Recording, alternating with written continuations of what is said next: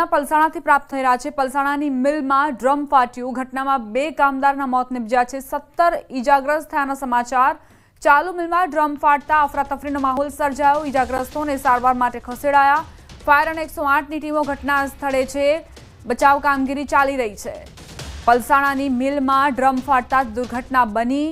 આ દુર્ઘટનામાં 2 કામદારના ઘટના સ્થળે જ કમકમાટી ભર્યા મોત નીપજ્યા છે। તો 17 વ્યક્તિ ઈજાગ્રસ્ત થયા છે। આખરે આ ડ્રમમાં એવું શું હતું, એવા કયા પદાર્થ રાખેલા હતા જેના કારણે આ ડ્રમ ફાટ્યું, તે એક સવાલ છે। તેની તપાસ ત્યારબાદ થશે જ્યારે આ બચાવ કામગીરી પૂર્ણ થશે। અત્યારે ફાયરના જવાનોની પ્રાથમિકતા છે કે આ જે આગ લાગી છે તેને ઓલવવી। ડ્રમ ફાટતા જ અફરાતફરીનો માહોલ સર્જાયો હતો। તાત્કાલિક ઈજાગ્રસ્તોને સારવાર માટે ખસેડવામાં આવ્યા હતા, પરંતુ દુઃખદ ખબર એ કે 2 કામદાર જેમણે કમકમાટી ભર્યા મોત તેમના નિપજ્યા છે તેમણે પોતાનો જીવ ગુમાવી દીધો છે। ફાયર અને 108ની ટીમો ઘટના સ્થળે છે અને આગને ઓલવવાના પ્રયત્નો કરવામાં આવી રહ્યા છે। 108ની ટીમ જે હોસ્પિટલ ખસેડી રહી છે ઈજાગ્રસ્તોને। સંવાદદાતા કેતન જોડાઈ ગયા છે વધુ જાણકારી સાથે। કેતન, આખરે કેવી રીતે આ ઘટના બની હતી, અત્યારે કેવા પ્રકારની બચાવ કામગીરી ચાલી રહી છે? ચોક્કસથી વાત કહો તો સુરત જિલ્લાના વલસાડ તાલુકાના તાતી થૈયા જોડવા નજીક આવેલી સંતોષ ડાઇંગ બિલ્ડિંગ મિલની અંદર જે ડ્રમ વોશર છે, જે ડ્રમ જે કેમિકલ છે, ડાઇંગનું જે કેમિકલ હોય છે અને પાણી મિક્સ હોય છે, એ અત્યંત જ્વલનશીલ હોય છે। જે અંતર્ગત એ ફાટવાની સાથે જ્યાં જે કામ કરતા કામદારોમાં 15 થી 17 જણા લોકો ગંભીર રીતે દાઝી જવા પામ્યા છે। ને સૂત્રોના પ્રાપ્ત માહિતી મુજબ અનુસાર આ 2ના મોત પણ નીપજ્યા હોવાની માહિતી હાલ પ્રાપ્ત થઈ છે। અને હાલ સુરત શહેર તેમજ બારડોલી, કામરેજ સહિતના 6 થી 7 જેટલા ફાયરો ઘટના સ્થળે પહોંચી આગ ઉપર કાબુ મેળવવાનો પ્રયાસ થયો છે। આ ઘટના બનતાની સાથે જ આ જે ડ્રમ ફાટવાની સાથે આગ ભભૂકી ઉઠી, જે અંતર્ગત લોકોમાં પણ અફરાતફરીનો માહોલ સર્જાવા પામ્યો છે। જી દીપા, આભાર કેતન જાણકારી આપવા માટે। ડ્રમમાં જે પદાર્થ રાખવામાં આવ્યો હતો કેમિકલનો જથ્થો હતો, ડાઇંગ કેમિકલ હતું, તે જ્વલનશીલ હોવાના કારણે ફાટ્યું અને ત્યારબાદ અફરાતફરીનો માહોલ સર્જાયો। 17 કામદારો ગંભીર રીતે ઈજાગ્રસ્ત થયા છે જ્યારે 2ના મોત થયા છે।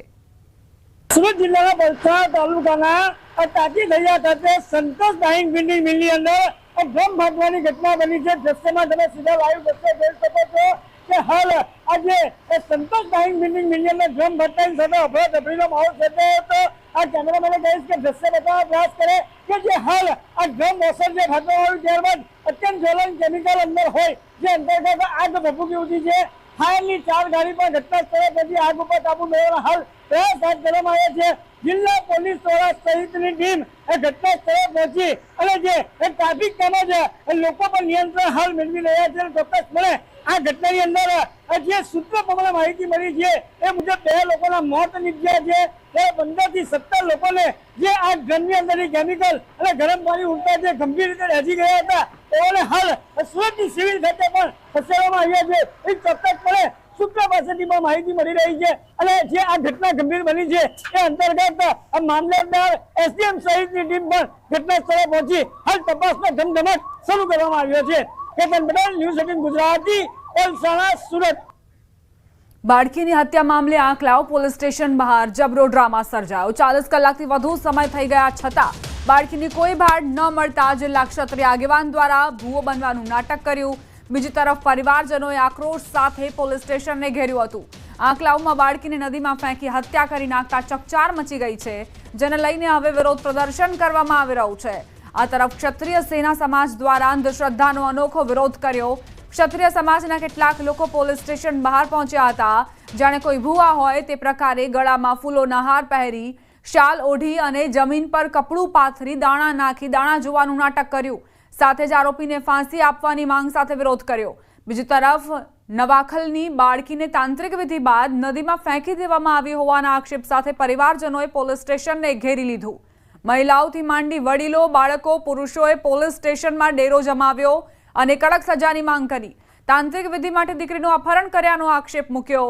મહત્વનું છે કે 7 વર્ષની દીકરીના અપહરણ બાબતમાં પોલીસે નવાખલ ગામના જ અજય પઢિયાર નામના યુવકની અટકાયત પણ કરી છે। ટીમો બ્રાન્ચની અને લોકલ પોલીસ સ્ટેશનની તમામ ટીમો બનાવી આ ગુનાની ગંભીરતાને ધ્યાનમાં રાખી આ બાળકીની શોધખોળ કરવા માટે સૂચના આપી અને અત્યારે તમામ ટીમો એ દિશામાં કામ કરી રહી છે। જે વિસ્તાર શકમન જે ઈસમ આપણે રાઉન્ડ અપ કર્યો છે બતાવે છે એ નદીનો વિસ્તાર છે. નદીમાં હાલ પાણીનો વહેણ વધારે છે, તો પોલીસ ડ્રોન છે, ડોગ સ્ક્વોડ છે અને SDRFની મદદથી આ બાળકીને શોધી કાઢવા માટે અત્યારે સઘન પ્રયત્નો કરી રહી છે. હવે આગળ વાત મેઘતાંડવની.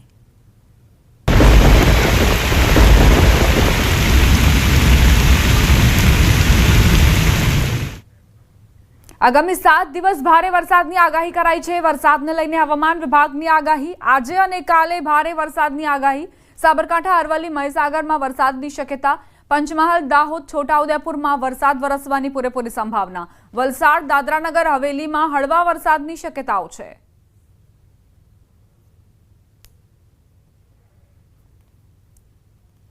સપ્ટેમ્બરમાં સટાસટી માટે તૈયાર રહેવું પડશે, કારણ કે આગામી 7 દિવસ ભારે વરસાદની હવામાન વિભાગે આગાહી વ્યક્ત કરી છે. आगे का फोरकास्ट अगले 7 दिन के लिए 1 सितंबर से लेकर 7 सितंबर तक हल्का से मध्यम बरसात का संभावना रहेगा दोनों क्षेत्रों में, गुजरात रीजन और सौराष्ट्र को दोनों रीजन में ही. और हेवी रेनफॉल का वार्निंग अगले 7 दिन के लिए दिया गया है गुजरात रीजन के लिए. 1 और 2 सितंबर हेवी रेनफॉल आइसोलेटेड प्लेसेस में येलो वार्निंग के साथ दिया गया है. 3 सितंबर से very heavy rainfall orange warning के साथ दिया गया है आइसोलेटेड प्लेसेस में. डे 4 और 5, 5 सितंबर और 6 सितंबर में आपका rainfall activity 4th and 5th में, 4 सितंबर और 5 सितंबर में रेनफॉल एक्टिविटी बढ़ेगी गुजरात रीजन में. इसमें एक्सट्रीमली हेवी रेनफॉल दिया गया है ऑरेंज वार्निंग के साथ. मेनली साउदर्न जो दक्षिण गुजरात की जो जिला है इसके संभावना रहेगी.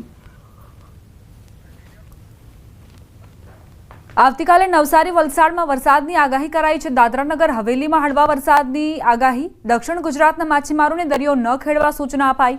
3 સપ્ટેમ્બરથી ભારે વરસાદ સાથે રાજ્યમાં ઓરેન્જ એલર્ટ અપાયું છે. 4 થી 5 સપ્ટેમ્બરે વરસાદનું જોર વધશે. Upper air circulation, monsoon trough અને લો પ્રેશર સક્રિય થવાના કારણે આગામી 24 કલાકમાં બંગાળની ખાડીમાં લો પ્રેશર સક્રિય થશે. સપ્ટેમ્બરમાં સામાન્ય કરતાં વધુ વરસાદની શક્યતા છે. उत्तर बे बंगाल में नेक्स्ट 24 आवर में फॉर्म होने का संभावना भी बताया गया है. और जो मानसून ट्रफ पास कर रहा है गंगानगर, देन पिलानी, दाटिया, सातना, डाल्टनगंज, दीघा, देन पूर्व दक्षिण पूर्व दिशा में उत्तर पूर्व बे बंगाल तक विस्तृत है. ખેલૈયાઓ માટે માઠા સમાચાર પ્રાપ્ત થઈ રહ્યા છે. નવરાત્રી બની જશે મેઘરાત્રી. નવરાત્રીમાં વરસાદ પડી શકે છે. નવરાત્રીથી દશેરા સુધી વરસાદ પડવાની સંભાવના. ક્યાંક ક્યાંક હળવો વરસાદ પડવાની સંભાવનાઓ પણ વ્યક્ત કરાઈ છે.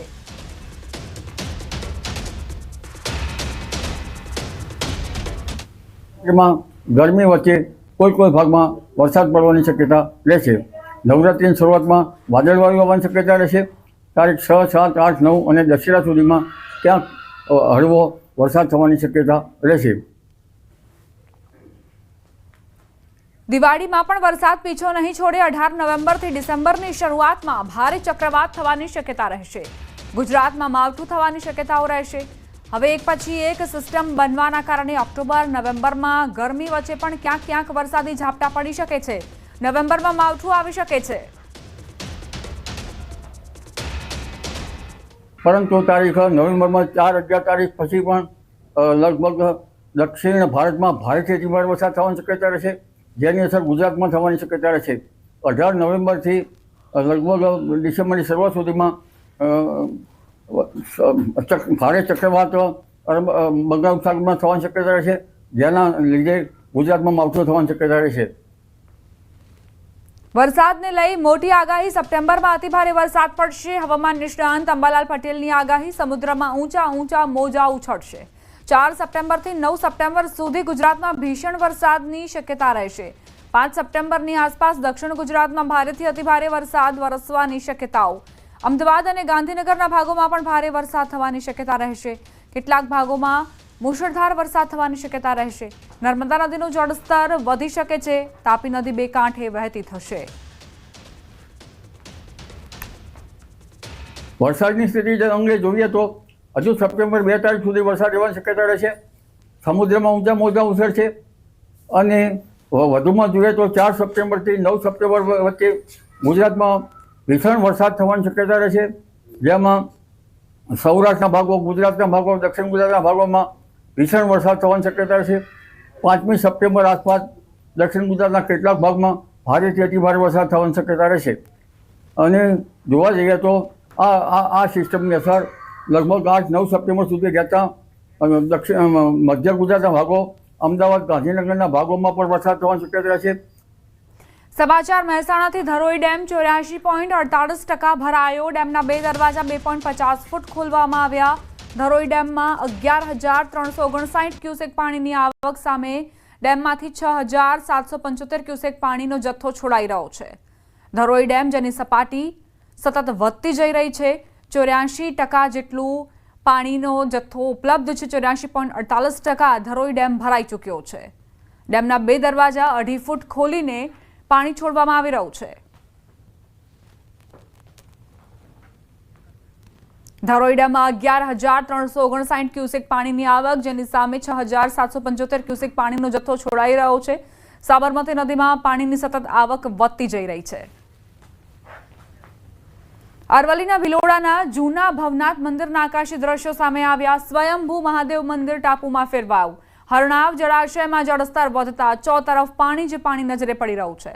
રણના આકાશી દ્રશ્યોથી મનમોહક દ્રશ્યો સર્જાયા. મહાદેવની નગરીમાં જળાભિષેક થવા જેવો માહોલ જોવા મળ્યો.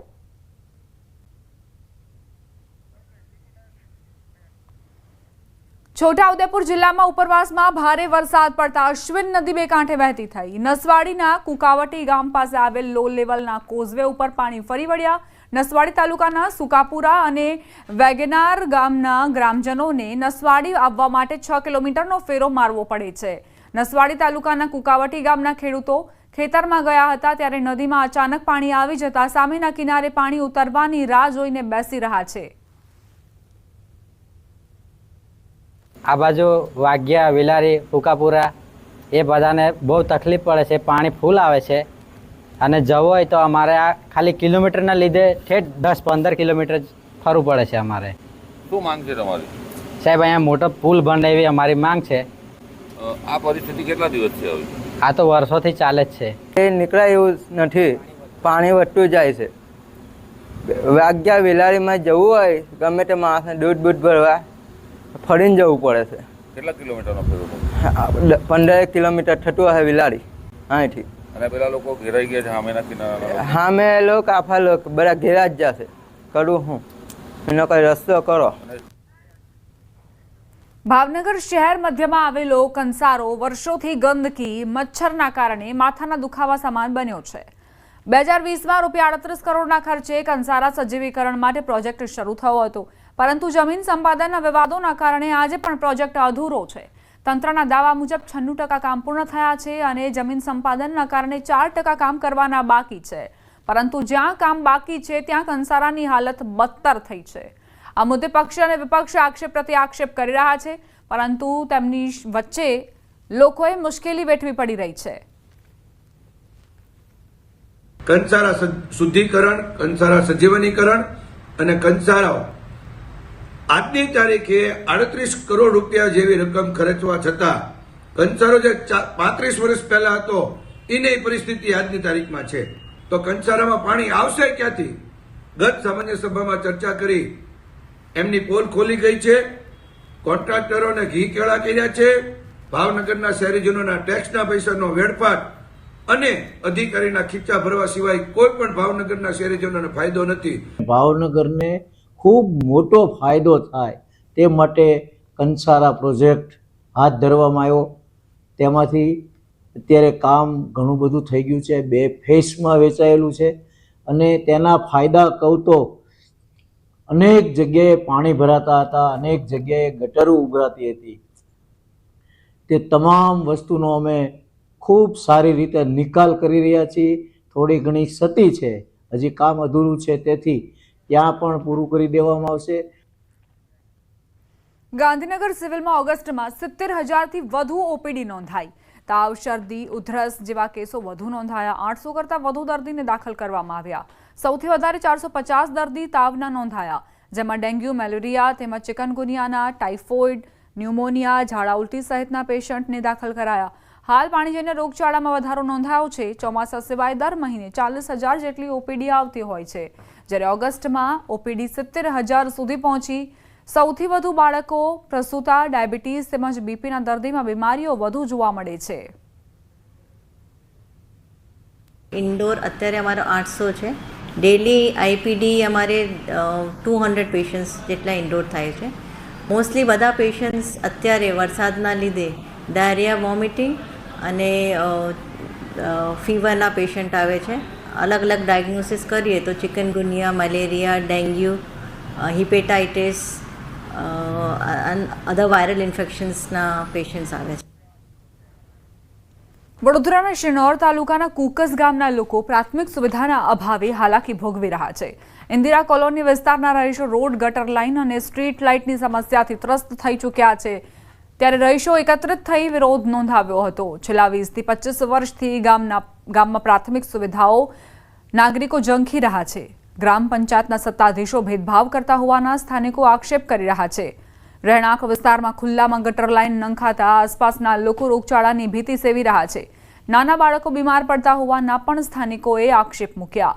ત્યારે ગામમાં જલ્દીથી પ્રાથમિક સુવિધા આપવામાં આવે તેવી ગ્રામજનોની માંગ છે.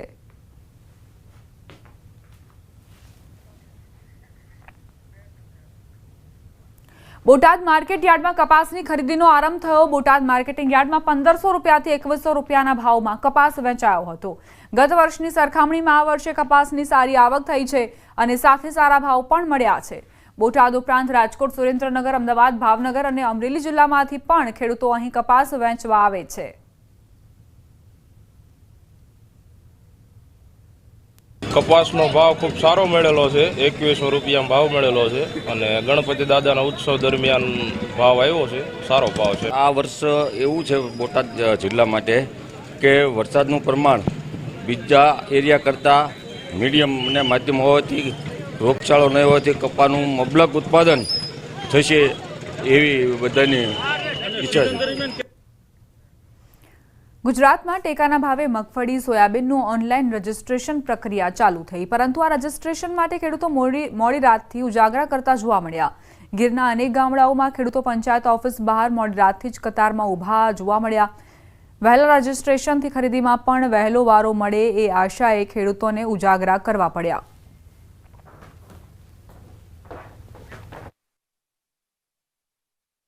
ફક્ત ને ફક્ત ગ્રામ પંચાયતના વિશેષ કરવામાં રજીસ્ટ્રેશન કરશે.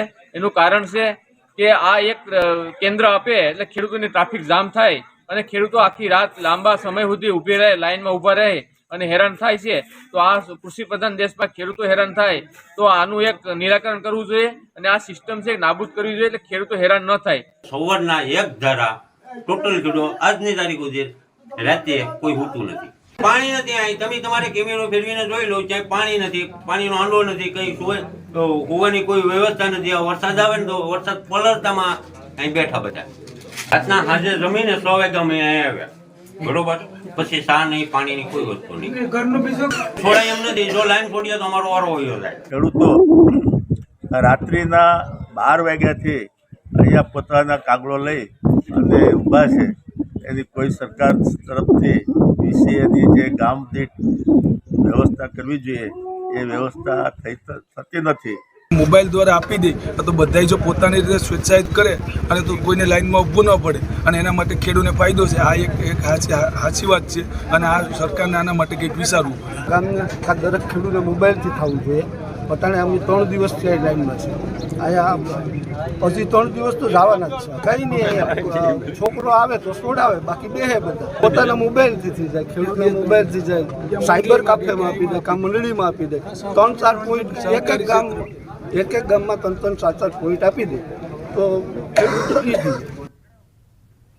ગીર સોમનાથથી સમાચાર. સર્વરની સમસ્યાથી જગતના તાત રઝળ્યા. ટેકાના ભાવે ખરીદીના રજીસ્ટ્રેશન માટે કતાર લાગી સર્વર ઠપ થતા ખેડૂતો પરેશાન થયા. મોડી રાતથી ખેડૂતો ઊભા હતા કતારમાં. ગીર સોમનાથ જિલ્લામાં ટેકાના ભાવે મગફળી તેમજ સોયાબીનની ખરીદી માટે રજીસ્ટ્રેશન શરૂ કરાયું, પરંતુ મોટાભાગના ગામોના સર્વરની સમસ્યા આવી રહી છે. પંચાયત ઓફિસોમાં સર્વર ઠપ થતા ખેડૂતો પરેશાન થયા. ગત મોડી રાતથી ખેડૂતો કતારમાં ઊભા રહેવા મજબૂર છે. છતાં સર્વર ડાઉન છે. સવારથી સર્વર ડાઉન છે. ગ્રામ પંચાયતોના સર્વર ઠપ થતા ખેડૂતો ઉજાગરા માથે પડ્યા તેમજ 150 જેટલા ખેડૂતો હાલ પરેશાન થયા. ખેડૂતો 100-150 જણા ગઈ રાતથી આખી રાત બેઠા છે અને રાતના આજે દિવસના 12 વાગી ગયા છે, છતાં પણ સર્વર ચાલુ થયું નથી અને ખેડૂતો ખૂબ હેરાન થાય છે અને લોકો ખૂબ હેરાન થાય છે. તો આ વહેલી તકે ચાલુ થાય એ અમારા ખેડૂતોની માંગ છે. ગીર સોમનાથના કોડીનાર તાલુકાના મિતિયાજ ગામે હવે ગ્રામ પંચાયત કચેરી રાત સુધી ખુલ્લી રહેશે. ગામના નવનિયુક્ત સરપંચે એક અનોખી પહેલ કરી છે. સરપંચ સુરપાલસિંહ બારડેએ ગ્રામજનો માટે અનોખો નિર્ણય લીધો. હવે મિતિયાજ ગામની પંચાયત કચેરી દરરોજ રાત્રે 10 વાગ્યા સુધી ખુલ્લી રહેશે, જેથી દિવસ દરમિયાન મજૂરી કે ખેતીમાં વ્યસ્ત રહેતા લોકો પણ સરળતાથી સેવા લઈ શકે. વિધવા સહાયથી લઈને રેશન કાર્ડ સુધીની વિવિધ યોજના સંબંધિત કામગીરી હવે રાત્રિ સમયે શક્ય બનશે. સરપંચ બારડના આ નિર્ણયને ગ્રામજનો તેમજ આસપાસના ખેડૂતો બિરદાવી રહ્યા છે. દિવસે લોકો મજૂરી કામ જતા હોય છે, ખેડૂતો પોતાના વાડી વિસ્તારમાં હોય છે, કામે હોય છે, એટલે એને સમય મળતો નથી અને જે પોતાની કામગીરી હોય જે સવારમાં આવે તે તલાટી ન હોય, સરપંચ ન હોય ને સાંજના 5 વાગે આવે તો તલાટીનો સમય પૂરો થઈ જાય, પંચાયત ઓફિસનો સમયનો, સરપંચ ન હોય. સાંજના 10 વાગ્યા સુધી અમે પંચાયત ખુલ્લી રાખીએ છીએ અને લોકોને સંતોષકારક જવાબ મળે અને તે પોતાની વ્યવસ્થિત વાત કરી શકે, પોતાની રજૂઆત વ્યવસ્થિત કરી શકે અને સાંજના ટાઈમે ફ્રી હોય એટલે તેને પણ સમય મળે, એને પણ અનુકૂળતા મળે ને મને પણ અનુકૂળતા મળે. કારણ એવું છે કે મજૂર વર્ગ વધારે છે ગામમાં. સવારે મજૂર વર્ગ છે 9 વાગે નીકળી જાય, રાતના 5-6 વાગે 5:30-6 વાગે આવે. ત્યાં સુધીમાં અહીંયા આવે તો કોઈ તલાટી હાજર ન હોય, સરપંચ હાજર ન હોય. સરપંચે જે નિર્ણય લીધો એનાથી અમારા ગામના જે મજૂરી વર્ગ છે બહુ ઉત્સાહમાં અટાણે એમ છે કે ગમે ત્યારે જાય ને તોય વાંધો નથી આવતો કે 11 વાગ્યા સુધીમાં આપણે પૂગી જાય એટલે આપણું કામ થઈ જાય. બહુ વ્યવસ્થા થઈ ગઈ. રાતના દિવસના 5 થી 10 વાગ્યા લગી ખુલ્લું રાખે છે એટલે મજૂર માણસોને બહુ સુવિધા સારી મળે છે. રાતના 10 વાગ્યા લગી હવે ખુલ્લી રહે એટલે મજૂર વર્ગ માણસોને બહુ સુવિધા સારી મળે અને સારું કામ થાય છે. છોટાઉદેપુરના સંખેડા તાલુકામાં આવેલ કાવીઠા ગામમાં વિકાસના કાર્યો અટકી ગયા છે, કેમ કે ગામમાં કોઈ હોદ્દેદાર જ નથી. કાવીઠા ગામના ઉપસરપંચને ત્રીજું બાળક થતાં તેમને સસ્પેન્ડ કરી દેવાયા છે. અગાઉ ગામના સરપંચ જ્યોતિબેન સોલંકે વિકાસના કામોમાં પોતાની જ પેઢીના બિલો મૂકી પૈસાની ઉચાપત કરતા તેમને સસ્પેન્ડ કરવામાં આવ્યા હતા. ત્યારબાદ ડેપ્યુટી સરપંચને સરપંચનો ચાર્જ આપવામાં આવ્યો હતો. હવે તાલુકા વિકાસ અધિકારી દ્વારા તેમને પણ સસ્પેન્ડ કરી દેવાતા કાવીઠા ગામ સરપંચ ઉપસરપંચ વગરનું બની ગયું છે, જેના કારણે ગ્રામજનો મુશ્કેલીનો સામનો કરી રહ્યા છે. ગામમાં સૌથી મોટી સમસ્યા પીવાના પાણીની ઊભી થઈ છે. 3 દિવસથી સંપની મોટર બળી જવાથી પીવાનું પાણી દૂર દૂર સુધી લેવા ગ્રામજનો મજબૂર બન્યા છે. બીજું બાળકની મને જાણ 10 તારીખને આજે 10 આઠે મને ખ્યાલ આવ્યો. ત્યાર પછી મેં 18 આઠે મેં તાલુકા વિકાસ અધિકારીને સંખેડા ખાતે અરજી આપી. એક ડીડીઓને પંચાયત શાખામાં જઈને અરજી આપી. એનો મને ચુકાદો મળી ગયો છે. આખા ગામનું પાણી બંધ છે. ગામમાં એટલે આખા ગામનું બંને મોટર બળી ગઈ છે, કાલે બી એક બળી ગઈ. અત્યારે એનું કોઈ સંભાળ લેનાર છે નથી. કાવીઠા સરપંચમાં જે ઉપસરપંચ હતા એ સરપંચના ચાર્જમાં હતા અને તેમને ત્રીજું બાળક તારીખ 10 ઓગસ્ટના રોજ આવેલ, તેના આધારે અમને અરજી મળેલ હતી. છોટાઉદેપુર જિલ્લાના સંખેડા તાલુકાના કાવીઠા ગ્રામ પંચાયત સરપંચ વિનાની બની છે. આપણે તસવીર બતાવવા માંગીશું. આ એ પંચાયત છે કે જે અગાઉના જે સરપંચ હતા તેઓના પેઢીના જે પોતાના ઘરના બધા બિલો મૂકી રહીને વિકાસના જે કામો હતા તેના નાણાં ઉચાપત કર્યા હતા, તેના કારણે તેઓને સસ્પેન્ડ કરવામાં આવ્યા હતા. ત્યારબાદ જે ડેપ્યુટી સરપંચ હતા તેઓને સરપંચનો ચાર્જ સંભાળવામાં આપ્યો હતો, પરંતુ હવે જ્યારે ડેપ્યુટી સરપંચ અને જે સરપંચના જે ચાર્જમાં હતા તેઓને પણ ત્રીજું બાળક જમતા ગામના જે વ્યક્તિએ અરજી કરી હતી અને જેના કારણે તાલુકા વિકાસ અધિકારીએ જે તપાસ કરતા તેઓના જન્મના દાખલા મંગાવી અને ખરાઈ કરતા તેઓને 3 સંતાન થવાના કારણે તેઓને પણ સસ્પેન્ડ કરવામાં આવ્યા છે. એટલે ચોક્કસથી આજે કાવીઠા ગ્રામ પંચાયત જે છે તેની અંદર સરપંચ વિનાનો હાલ તો ગામના લોકોને મુશ્કેલી નડી રહી છે, કારણ કે તમામ જે દાખલાઓ છે તે ગ્રામ પંચાયતમાંથી નીકળી નથી રહ્યા અને સાથે સાથે ગામની અંદર જે 2 દિવસથી પીવાના પાણીની પણ મુશ્કેલી નડી રહી છે. સેજબ ખત્રી, ન્યૂઝ 18 ગુજરાતી, છોટાઉદેપુર. વાઘોડિયાના પૂર્વ એમએલએ મધુ શ્રીવાસ્તવ ફરી ચર્ચામાં આવ્યા છે. વિરોધીઓ પર મધુ શ્રીવાસ્તવનો હુંકાર. કાર્યાલયના ઉદ્ઘાટન પ્રસંગે મધુ શ્રીવાસ્તવનો હુંકાર. ફરી મધુ શ્રીવાસ્તવ મેદાનમાં આવે છે. વિરોધીઓ અને અધિકારીઓ પર ગરજ્યા શ્રીવાસ્તવ. પ્રજા કહેશે તો ત્રીજો પક્ષ બનાવીશ. સ્થાનિક સ્વરાજની ચૂંટણીમાં કમબેકની તૈયારી. બધાને ઠેકાણે પાડી દઈશ તેવું નિવેદન મધુ શ્રીવાસ્તવે આપ્યું. એટલે જે વચન આપ્યું છે એ વચન આજે બી પાકું રહેશે. હું જ્યાં સુધી જીવતો રહ્યો ત્યાં સુધી મારું વચન રહેશે. અડધી રાતે મારા ઘેર આવશે, મારા ઘરના દરવાજા ખુલ્લા રહેશે. અને આ જે ચાલી રહ્યો છે વાઘોડિયા મત વિસ્તારના અંદર, કે જે વડોદરા તાલુકો અને વાઘોડિયા તાલુકો થઈને બેઉ વિસ્તારને મત વિસ્તાર છે, એ બેઉ મત વિસ્તારના અંદર જે કાવતરા કરી રહ્યા છે, જે કરી રહ્યા છે, કાન ખોલીને આંબળી લેજો. હું મેદાનમાં આવી રહ્યો છું. પછી જે 2 નંબરના ધંધા હોય કે જે બી હોય એ સમજી જજો. અને પોલીસ અધિકારી હોય યા મામલતદાર હોય, સમજી જજો. જો 14 મુહૂર્ત ના બાપુ તમારું નામ મધુ શ્રીવાસ્તવ ના કહેતા. આ મારી પ્રજા કહેશે કે બધા સંગઠન થઈને લોકશાહી મોરચો બનાવો યા કોઈ મોરચો બનાવો. એ મોરચો બનાવીને લડાઈને તાલુકા પંચાયત બી લડાવવાનો, તાલુકા પંચાયત બી જીતાડી. બાકી કોઈને સિંગડા ઉગ્યા નથી. બધાને ઠેકાને પાડી દઈશ. ગુજરાત યુનિવર્સિટીમાં તોડફોડની ઘટના. હંગામી કર્મચારી પર તોડફોડનો આરોપ લાગ્યો. બોટની વિભાગમાં ઘૂસીને તોડફોડ કરી તેજસ નામના કર્મચારીને વિભાગમાંથી દૂર કરાયો હતો. કોઈ ફરિયાદના આધારે કર્મચારીની હકાલપટ્ટી કરાઈ હતી. કાચના દરવાજા, ફર્નિચર અને વાહનને નુકસાન પહોંચાડ્યું. પ્રોફેસરોની 3 ચેમ્બરોને નિશાન બનાવી.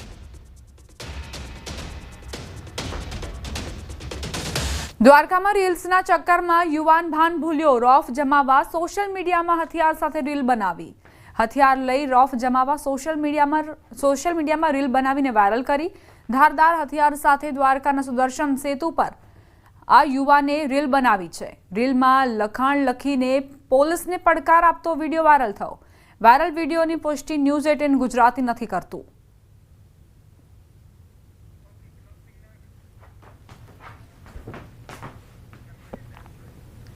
આ સાથે જ બુલેટિનમાં અત્યારે બસ આટલું જ. વધુ અપડેટ્સ માટે આપ જોતા રહો ન્યૂઝ 18 ગુજરાતી.